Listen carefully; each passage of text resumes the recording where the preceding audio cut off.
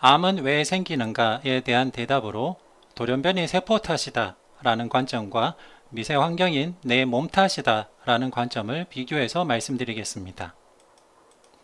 우리가 잘 알듯이 성장기에는 세포 분열이 빠릅니다. 그런데 그럼에도 불구하고 암 발병률은 낮습니다. 만약 암 발생의 원인을 세포 분열에 따른 랜덤 뮤테이션으로만 본다면 이는 설명할 수 없는 현상입니다.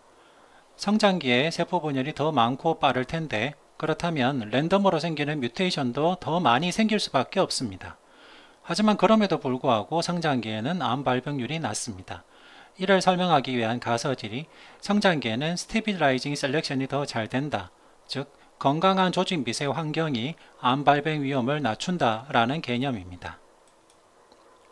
즉 노인병으로서의 암, 연령 관련 조직 환경의 차이를 가지고 설명하는 방법입니다. 젊었을 때는 퀄리티 컨트롤 메커니즘이 잘 진행이 됩니다. 즉 돌연변이 된 세포가 효율적으로 제거되고 건강한 조직 미세 환경이 유지됨에 따라서 건강한 세포들이 더 잘 선택되고 유지되는 선순환이 되는 것입니다. 그런데 나이가 듦에 따라서 돌연변이 된 세포를 제대로 제거하지 못하고 건강하지 못한 세포 미세 환경이 결과적으로는 돌연변이 된 세포에 더 적합한 환경을 제공함에 따라서 암으로 진행하는 악순환이 된다는 설명입니다. 과거의 관점에서는 세포들이 있을 때 외부에 암을 유발할 만한 자극 요인들이 있으면은 거기에 따라서 랜덤 뮤테이션이 생기고 그 랜덤 뮤테이션 된 세포들이 증식함에 따라서 암이 생긴다는 관점이 있었습니다. 하지만은 최근에는 랜덤 뮤테이션이 생긴다 하더라도 젊고 건강한 상황에서는 암 세포가 도태되어서 사라질 수 있습니다. 하지만은 미세 환경이 나쁘고 셀의 피트니스가 떨어질 때는 도리어 나쁜 암세포들이 더 선택이 돼서 암으로 진행한다는 관점입니다. 즉 건강한 세포는 건강한 조직에서 적응도가 높지만은 미세 환경이 손상을 입게 되면 그때부터는 돌연변이 된 암세포들이 더 적응도가 높아짐에 따라서 암으로 진행되는 악순환이 된다는 관점입니다. 즉 암세포와 건강한 세포가 우리라는 한 몸 안에서 진화적으로 경쟁하게 되는데 흡연이나 자외선, 화학물질, 노화 등으로 신체 조직이 손상되고 조직 미세 환경이 나빠지게 되면 해로운 돌연변이를 가진 세포가 적응력이 더 높아져서 건강한 세포를 이기고 몸 안에 자리 잡아서 암으로 진행한다는 관점입니다. 그렇다면 이렇게 생각해 볼 수 있겠습니다. 범죄율을 줄이는 방법은 크게 어떤 관점이 있을까요? 네, 첫 번째는 범죄자를 검거하는 방법이 되겠습니다. 하지만은 궁극적으로 범죄율을 줄이는 방법은 살기 좋고 건강한 공동체와 환경을 만드는 것이 궁극적으로 범죄율을 줄이는 방법이 되겠습니다. 암도 그렇습니다. 암세포를 빨리 찾아내서 없애는 관점도 분명히 도움은 되겠지만은 암세포가 자라지 못하는 살기 좋고 건강하고 면역이 잘 활성화되어 있는 좋은 미세 환경, 좋은 몸을 만드는 것이 궁극적으로 암 발생 위험을 줄이는 방법이 되겠습니다. 이처럼 진화의학의 관점에서 암을 설명해 봤습니다. 그렇다면 이 진화의학이 임상적으로 어떤 가치가 있을까요? 네, 첫 번째는 진화의학은 해부학과 생리학적 사실을 하나의 정합적 구조로 만들어 줄 수 있습니다. 네. 제가 왜 암에 걸렸을까요? 제가 왜 우울증에 걸렸을까요? 라고 환자들이 많이들 물어봅니다. 그렇다면 어떻게 설명을 해 주셨는지요? 네. 사실 암이 생기는 그 메인 패소피지올로지나 또는 당뇨병이나 심장병이 생기는 패소피지올로지를 설명해 준다 하더라도 잘 이해하시기가 힘들고 그것이 자기에게 납득이 되는 설명이 아닐 때가 많습니다. 하지만 가끔씩은 이런 진화학적인 설명이 본인의 질병을 좀 더 받아들이고 이해하고 극복하는 데 도움이 될 때가 있습니다. 그 다음은 진화의학이 의학의 연구 영역을 개방적으로 해주는 것입니다. 앞서 말씀드렸듯이 여러 관찰 연구에서 암과 신경퇴행성 질환의 역상관계가 알려졌습니다. 이런 역상관관계를 설명하기 위한 이론적인 백그라운드를 여러 세포 실험이나 유전자 실험들이 제공해 주었습니다. 이처럼 관찰 연구에서 세포 연구, 유전자 연구들처럼 이렇게 아주 넓은 광범위한 연구 영역 안에서 서로 협력해서 설명 모듈을 만들어 나가는 데 진화의학이 큰 기여를 할 수가 있습니다. 그리고 진화의학은 환자에게 질병을 가장 잘 설명하고 치료 가능성의 설득력을 높일 수 있는 새로운 서사적 도구를 제공하게 됩니다. 예를 들어 환자들은 왜 내가 우울증이 생겼을까요? 라고 궁금해하고 이상하게 생각할 수 있습니다. 또는 왜 내가 불안장애가 생겼을까요? 이상하게 생각할 수도 있습니다. 하지만은 이렇게 불안장애나 우울증이 생기게 된 근본 원인을 진화의학적으로 설명한다면 다음의 예가 될 것입니다. 인류가 유전적으로 이 지구상에 나타났던 약 7만 년 전에는 유전적으로 현생 인류와 거의 같은 호모사피엔스가 그 7만 년 전에 나타났는데 그 당시에는 헌터 게더 소사이어티로서 여러 생존을 위협하는 외부의 위험에 노출이 되어 있는 상황이었습니다. 그때는 작은 위협에 대한 시그널 또는 생명을 위협할 만한 작은 낌새가 느껴졌을 때 그때 즉각적으로 반응해서 자기의 활동 반경을 줄이고 더 조심하고 신중하게 만드는 것이 생존에 분명히 유리했던 형질이 있었습니다.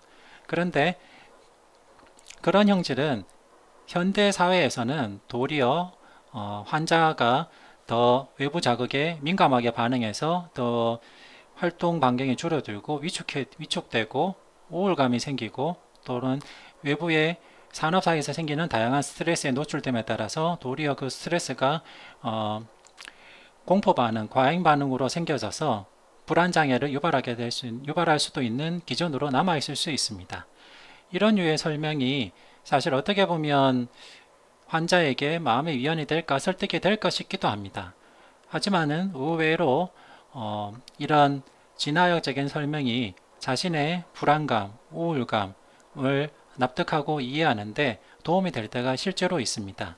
이 외에도 비만과 심장병, 동맥경화 같은 이런 다양한 현대병, 성인병들도 진화학적인 설명을 통해서 환자들에게 내가 더 적게 먹고 칼로리를 줄여야 되는구나. 내가 더 많이 활동하고 움직여야 되는구나. 이런 데 대한 설득력 있는 서사적 도구를 분명히 제공하는 장점이 있습니다. 네, 결론입니다. 진화는 현대 학문의 트렌드입니다. 그리고 세부적인 질병의 패소피지올로지 같은 그런 것도 중요하겠지만은 왜 암이 생길까?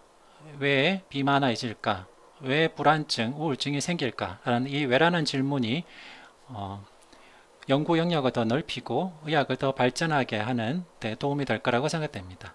그리고 우리는 현대를 사는 원시인이다 라는 관점을 가지게 되면 왜 인류가 현대사회에서 더 많은 스트레스를 받고 더 비만해지고 더 암이 생기는지에 대해서 이해하고 그것을 극복하는 데 분명히 도움이 될 수 있을 것이라 생각됩니다. 그리고 새로운 관점의 연구를 하게 되고 더 많은 상상력을 가지고 인체를 탐구하고 질병을 연구하는 데 도움이 될 것입니다.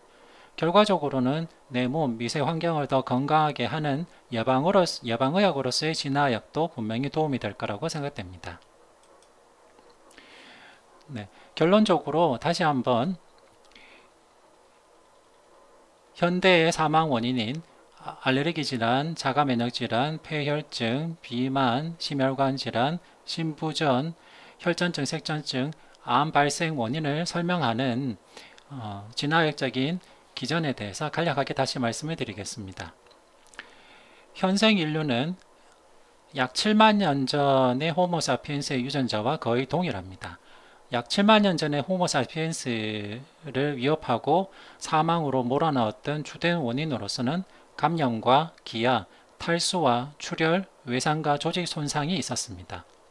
따라서 감염에 대비하는 면역 반응, 기아에 대비하는 대사량 조절과 에너지 저장, 탈수에 대비하는 수분 전해질 제흡수와 저류, 출혈에 대비하는 혈액 응고와 지혈, 외상과 조직 손상에 대비하는 조직 재생과 성장 증식을 촉진시키는 이러한 형질들은 분명히 수렵 채집 사회 때는 생존에 유리하였고 그렇기 때문에 자연 선택이 되었습니다.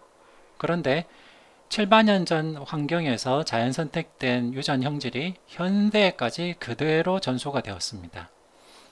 그런데 7만 년 전에는 분명히 생존에 기여했던 이런 형질들이 현대에는 도리어 질병과 사망의 원인이 될 수 있습니다. 감염에 대비했던 면역 반응이 너무 과하게 나타남에 따라서 알레르기 반응, 우리 몸의 조직을 외부 이물질로 판단해서 도리어 조직 손상을 일으키는 자가 면역 질환, 외부 세균이나 바이러스 또는 엔도톡신에 대한 과활성화된 면역 반응으로 인해서 생기는 sepsis induced immune dysfunction, 그리고 기아에 대비하기 위한 에너지 소비 감소와 에너지 저항이 비만을 낳게 되고, 탈수에 대비하기 위한 수분 전해질 재흡수류나 저류의 현상이 도리어 심부전과 고혈압을 유발하게 되고, 출혈에 대비하기 위한 혈액응고와 지혈 형질이 도리어 혈전 색전증을 일으키게 되고, 외상과 조직 손상에 대비하기 위한 조직 재생 성장 증식을 유발시키는 유전 형질이 도리어 암을 유발하게 된다는 것입니다.